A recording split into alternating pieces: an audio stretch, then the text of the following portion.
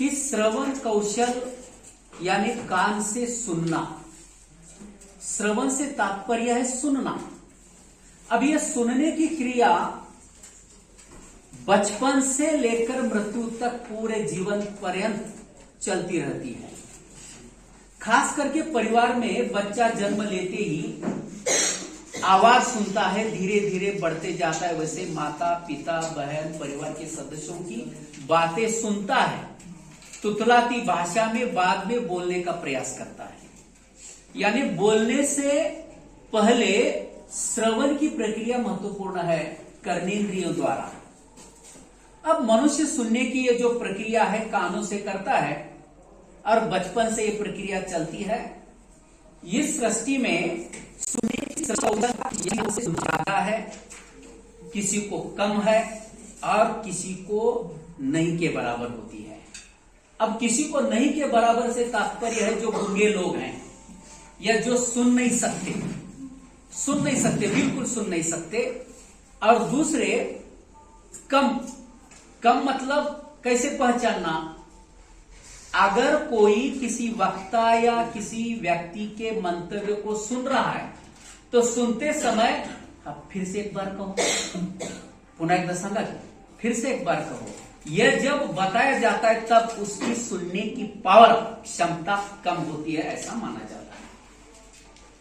कई बार होता है हम ध्यान नहीं देते, इसीलिए दोबारा तिबारा हम सुनने की कोशिश करते हैं और सुनाने के लिए मनाते हैं। अब श्रवण के अर्थ को समझने के लिए दो महत्वपूर्ण बिंदु है।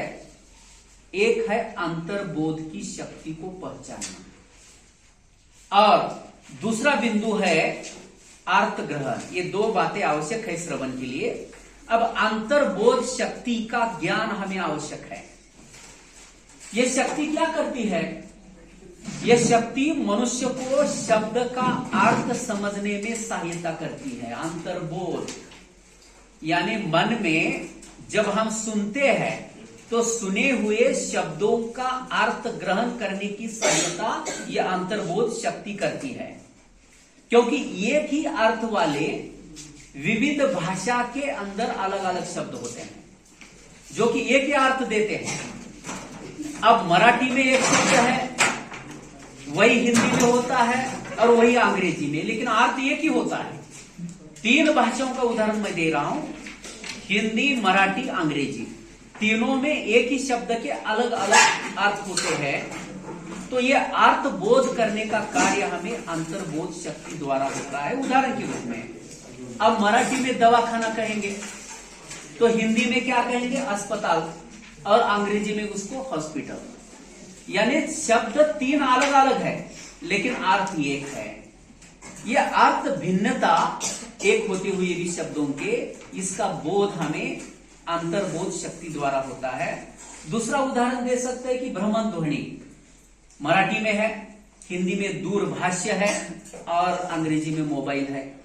और उदाहरण दे सकते हैं आसान सबका परिचित घर, यह मराठी में है, हिंदी में मकान है और अंग्रेजी में हाउस है। ऐसे कई शब्द हैं जो अलग अलग भाषाओं के हैं लेकिन अर्थ एक ही होता है। तो इस अर्थ बोध कराने का काम अंतर्बोध की शक्ति होती है, इसे हमें पहचानना चाहिए। अब अर्थ ग्रहण, श्रवण के बाद अर्थ ग्रहण कैसे किया जाए? श्रवण का क्या महत्व है? यह श्रवण यह भी एक शक्ति है। जितना अधिक सुनोगे उतना ही उसका अर्थ ग्रहण ज्यादा होगा। यानी ज्यादा से ज्यादा सुनने की